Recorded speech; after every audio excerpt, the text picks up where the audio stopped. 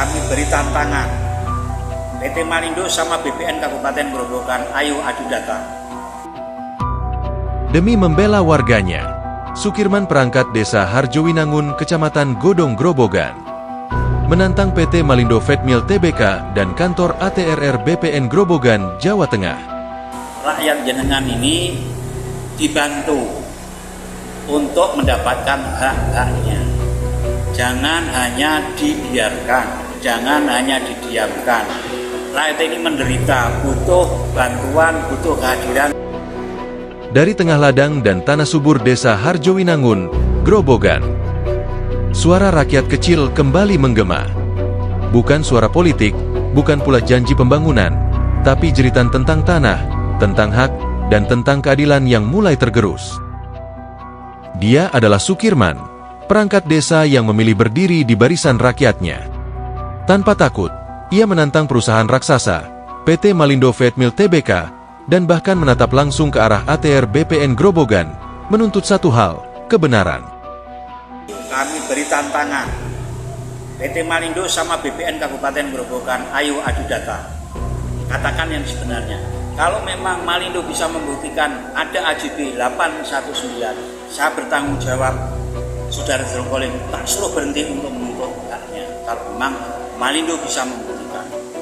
Karena apa? Sampai sekarang AJB tidak ada, sertifikat masih ada, hasil pengecekan di BPN Warkah pun masih atas nama Partikasan, belum pernah ada peralihan kemanapun.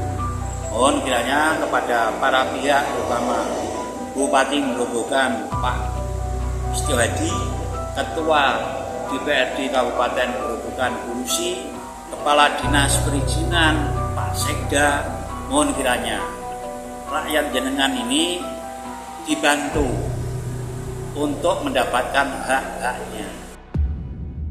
Keberanian itu bukan tanpa dasar. Sebuah surat resmi dari Kementerian Hukum dan HAM Jawa Tengah menyoroti dugaan pelanggaran HAM atas lahan milik Abdul Kalim, petani berusia 73 tahun. Surat bernomor KWH 11H01021810, tertanggal 30 September 2025, menyebut tanah yang tercatat sah atas nama Abdul Kalim sejak 1983. Kini berdiri kokoh pabrik pakan ternak milik PT Malindo. Tanah rakyat berubah jadi properti korporasi. Dan kini, pertanyaan besar menggantung di udara.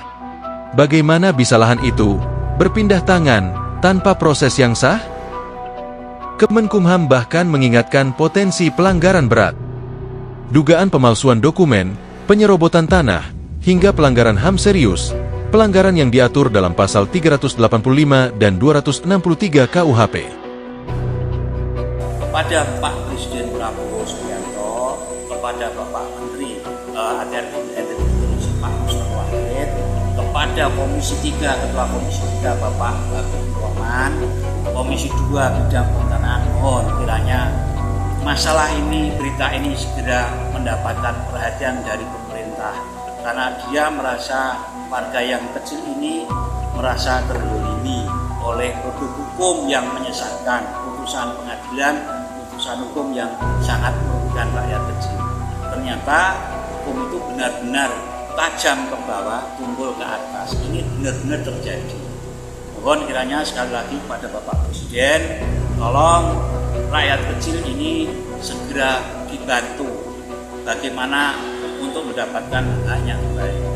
Itu kiranya kepada semua pihak yang terkait dalam ini, masalah-masalah yang terkait yang menimpa rakyat, jangan sampai timbul dulkolim yang lain di wilayah negara Republik Indonesia. Saya ini juga tokoh hanya informasi. Kini, warga bersama Sukirman menuntut transparansi penuh dari ATR BPN Grobogan. Mereka ingin bukti hitam di atas putih. Jika sertifikat masih atas nama warga, maka siapa yang memberi izin perusahaan berdiri di atasnya?